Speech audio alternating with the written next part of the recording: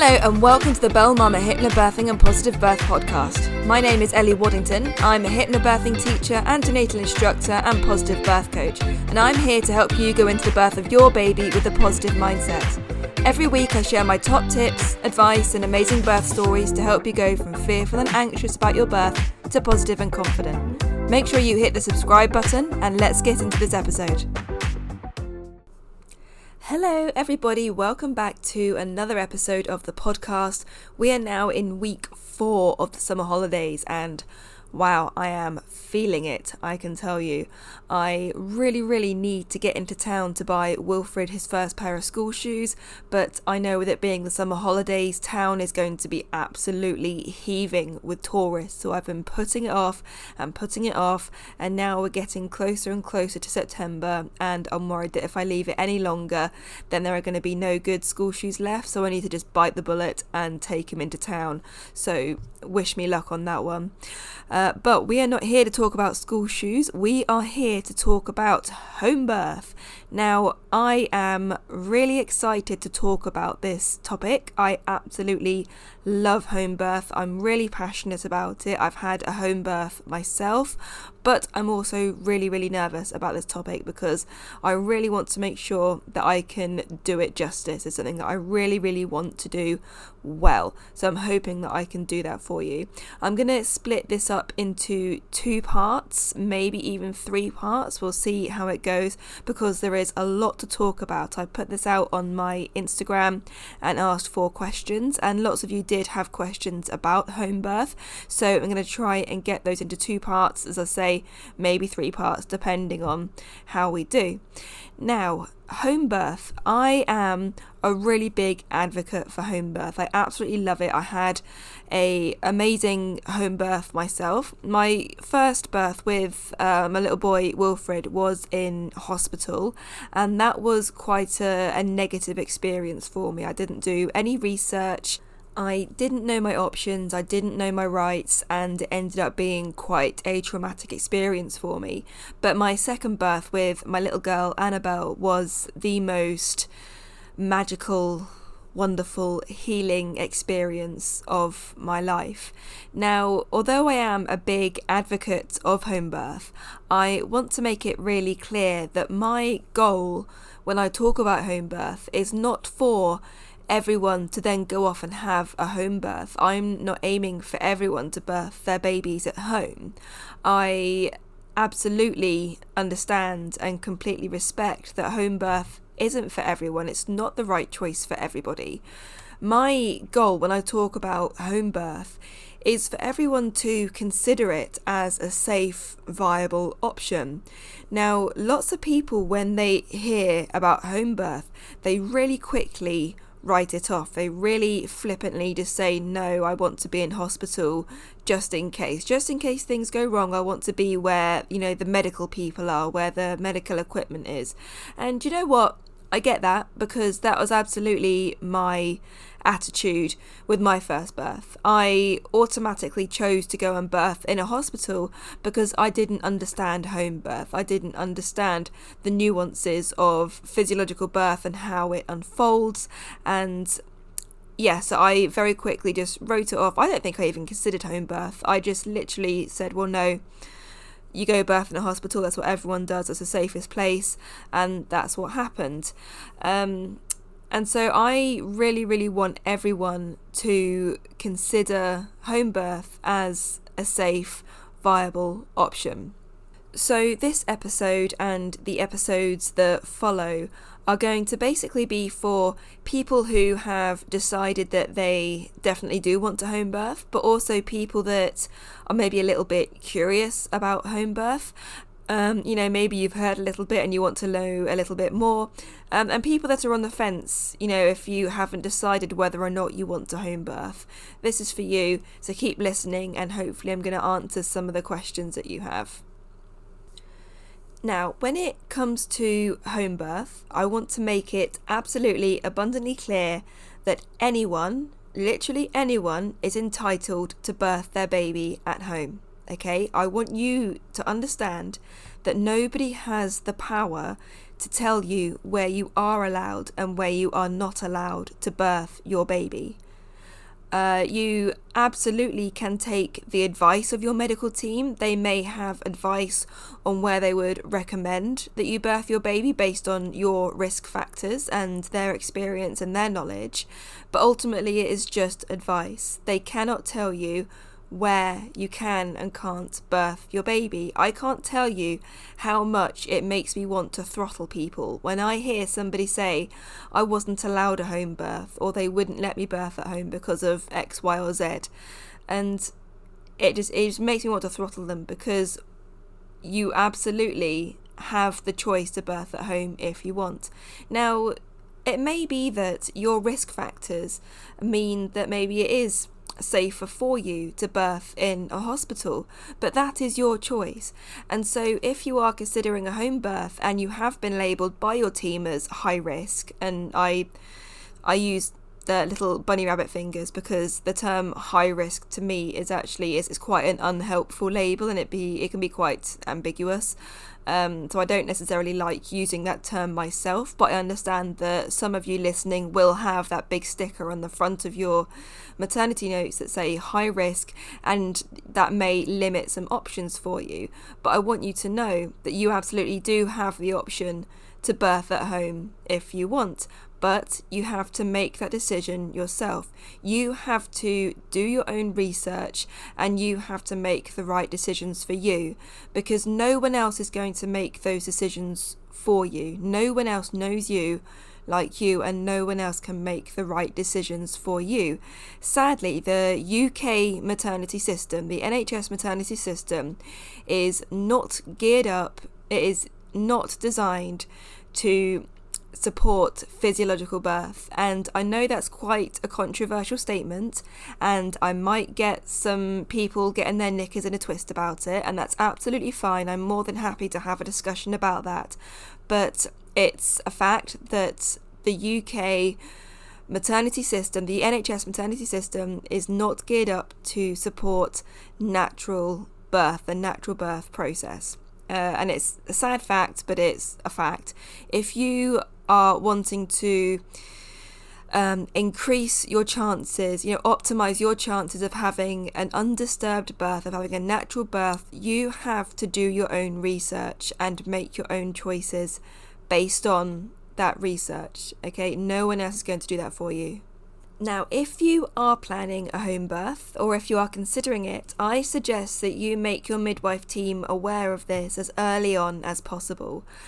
You can decide at any point in your pregnancy that you do want a home birth. You can literally decide right from your booking appointment. You can decide halfway through. You can decide at 40 weeks. Hell, you can even decide once you are in labour that you want a home birth. And legally speaking, the medical team, the NHS, they do have to send people out to attend you in your home if that's what you decide. Now, whether or not that's the courteous thing to do, to leave it until you are literally in labour to tell them that you want a home birth, that's obviously something for you to decide. It's a debate for a different day. But legally speaking, you can decide at any point in your pregnancy that you want a home birth. But I do recommend that you let them know as early as possible, and that way they can start to put those things in place. And it will be just a much smoother journey for you. Now, some trusts, it's a bit of a lottery, but some trusts in the UK do actually have dedicated home birth teams, and these are fantastic teams that are literally full of midwives that absolutely respect and support natural birth. There are some trusts in the UK where the midwives are kind of split between hospital and home birth, and it will be a luck of the draw as to who is on call when you go into labour as to which midwife you're going to get. It completely depends on where you live. So do some research into your local trust as to whether they have dedicated home birth midwives, or whether you're going to get a midwife that splits their time between hospital or midwife-led unit or home. Now, if you do decide to go ahead with a home birth, usually you'll have what they call a home birth assessment, and this will probably happen when you're around 36 or 37 weeks. And usually what happens is the midwives will come out and they'll visit your home, and they're assessing for things like access, where they're able to park their cars, where potentially an ambulance could park and access your home if there were an emergency. They're also looking for phone signal and the ability to phone for an ambulance if there were an emergency.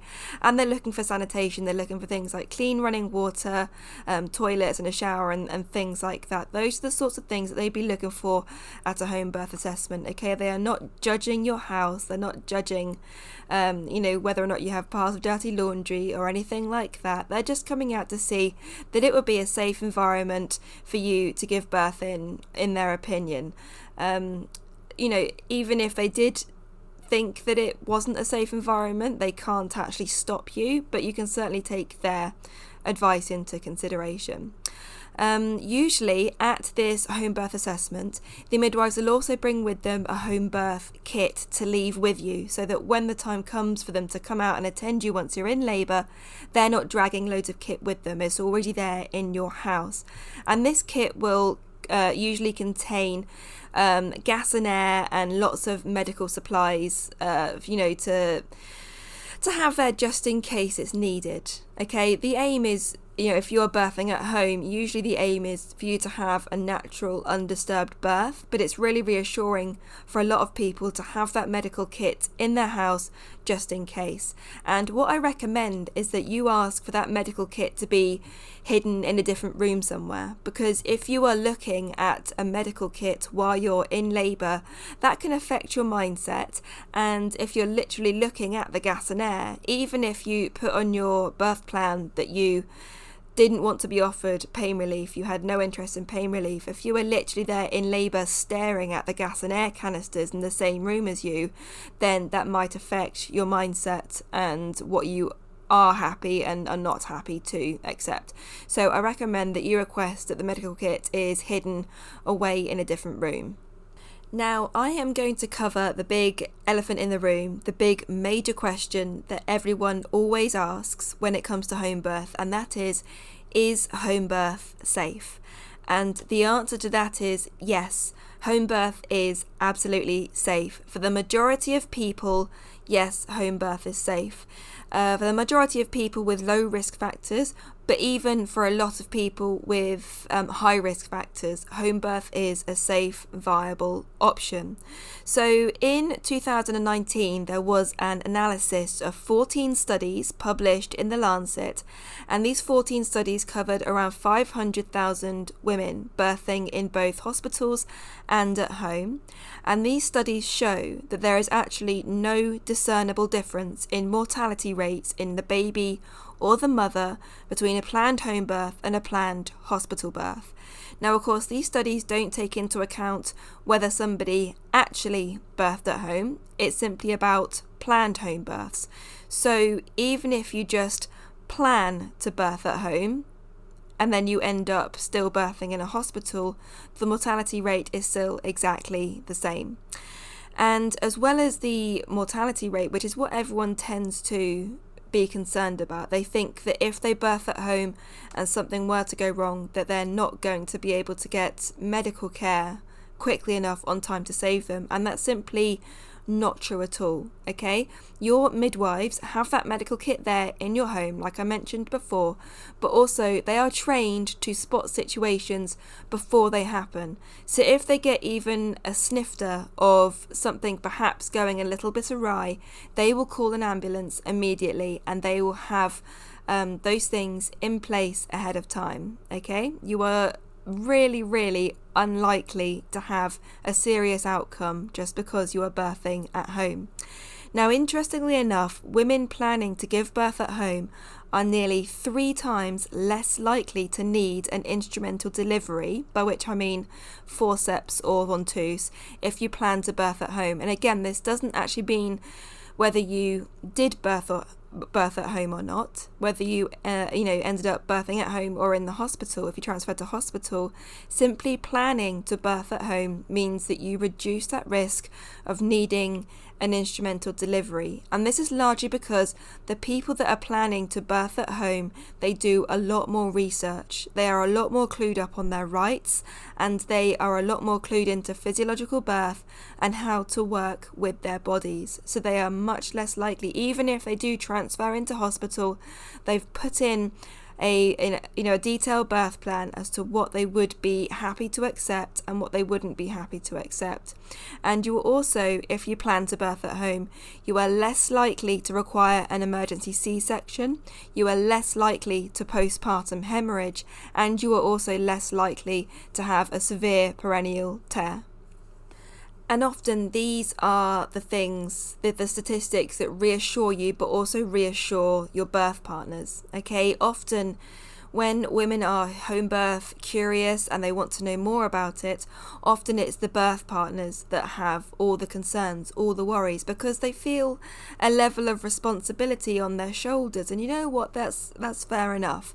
They're the ones that are supporting you throughout this birth, and they're the ones that feel like they're going to have to stand by and watch things, potentially go wrong if it does go wrong. And so it's understandable they're going to have these fears. But by providing the evidence, the statistics, the facts and the figures, often that does reassure them. Now, I already mentioned that at home, if you plan to birth at home and if you do a lot of your labouring at home in particular, you are less likely to require intervention. And the reason for that is because your home is a safe, familiar environment. Okay, if we have a look at other mammals when they're birthing, because let's not forget that we are nothing more than mammals. We are, biologically speaking, we are nothing more than animals. Okay, all mammals need the same things for physiological birth to unfold. They need to feel safe, they need to feel unobserved, they need quiet, and they need dim lighting. And so those are things that we can get at home that we might not be able to get necessarily in a hospital. Okay, a hospital is a complete opposite of those things, actually. You go into hospital and you have bright lights, you have strangers poking and prodding at you, you have loud noises everywhere, and it's not a familiar environment. In fact, a hospital is somewhere that, psychologically speaking, we might associate with being in pain or being sick or even people dying. So we go into a hospital and that can actually cause our labours to slow down and stall, because biologically speaking, our brains our cavewoman brains do not deem that a safe place to birth our baby, so they try and hold on to it until we can get to somewhere safe. So at home, where you feel safe and you feel secure and you feel supported, physiological birth, it unfolds a lot more quickly and a lot more efficiently. In hypnobirthing, we talk about anchors, things that you can do to keep you relaxed and calm. So things like scent, certain smells, certain music, touch, breathing, all these different things. Well, your house is already full of anchors. Your house is already full of things designed to relax you. So your sofa, your television, your bed, your pets, the things that bring you joy, even the sound of your own kettle boiling to make you a cup of tea. Those things are all already programmed in your mind to relax you and to boost that oxytocin, which of course is the most important thing to keep labour going and to keep it going successfully and efficiently. Now, I'm going to leave that here for now. That's enough for this episode, I think, for you to digest. But please do tune in next week for part 2, where I'm going to continue talking about all things home birth. If you have any questions in the meantime, do feel free to DM me on Instagram or send me an email, and I will try and answer all your questions in the next few episodes. Thank you very much for tuning in, and I'll see you again soon. Bye!